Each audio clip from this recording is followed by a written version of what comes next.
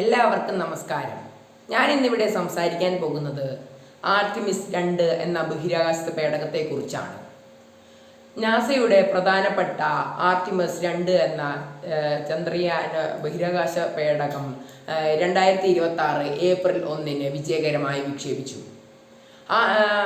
Apollo 17 1972 ശേഷം 52 വർഷത്തിന് ശേഷമാണ് മനുഷ്യനെ വഹിച്ചുകൊണ്ട് ഒരു പേടകം ചന്ദ്രനിലോട്ട് കുതിക്കുന്നത്.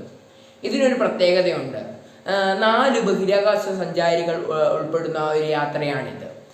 ചരിത്രത്തിൽ ആദ്യമായ ഒരു വനിതയും അമേരിക്കക്കാരനല്ലാത്ത ഒരാളും ഉൾക്കൊള്ളുന്ന ഒരു പ്രധാനപ്പെട്ട ഒരു യാത്ര തന്നെയാണ് ഇത്. ഇതിലെ മറ്റ് പ്രത്യേകത എന്ന് പറയുമ്പോൾ ഈ ബഹിരാകാശ സഞ്ചാരികൾ ചന്ദ്രനിൽ കാലുകുത്തുന്നില്ല. മറിച്ച് അവർ 3 ദിവസം ചന്ദ്രൻ ഭൂമിയെ വലയം വെക്കുകയും 4ാമത്തെ ദിവസം അവർ ചന്ദ്രനിലോട്ട് യാത്ര തിരിക്കുകയും അതിനുശേഷം ചന്ദ്രനെ ഒരു തവണ വലയം വെച്ച് ഭൂമിയിൽ സുരക്ഷിതമായി എത്തുക എന്നതാണ് ലക്ഷ്യം. ഇതിലെ പ്രധാനപ്പെട്ട ലക്ഷ്യം എന്ന് പറയുന്നത് സുരക്ഷിതത്വം എന്ന് തന്നെയാണ്. യാത്രികരുടെ ജീവൻ രക്ഷാ സംവിധാനങ്ങൾ ബഹിരാകാശത്ത് തന്നെ പരിശോധിക്കുകയും അത് നല്ലവണ്ണം പ്രവർത്തിക്കുന്നുണ്ടോ എന്ന് ഉറപ്പുവരുത്തുകയും ചെയ്യുക എന്നതാണ് ഇതിലെ പ്രധാനപ്പെട്ട ലക്ഷ്യം എന്നത്. ഓറിയോൺ സ്പേസ് ക്രാഫ്റ്റ് എന്നാണ് ഈ പേടകത്തിൻ്റെ നാമം. ഇതിലെ ഓറിയോൺ സ്പേസ് ക്രാഫ്റ്റ്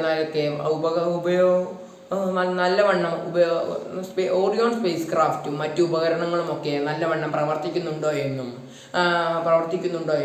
മനുഷ്യരെ സുരക്ഷിതമായി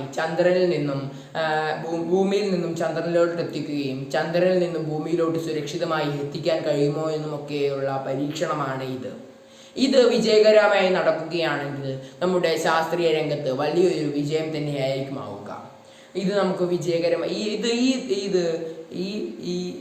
ഈ ബഹിരാകാശ സഞ്ചാരം 10 ദിവസം നീണ്ടു നിൽക്കുന്ന ഒരു യാത്ര തന്നെയാണ്. ഇതിലൂടെ തന്നെ പല ശാസ്ത്രീയ വികസനങ്ങളും ഉണ്ടാവുക തന്നെ ചെയ്യും.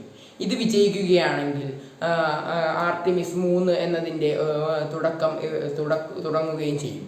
അത്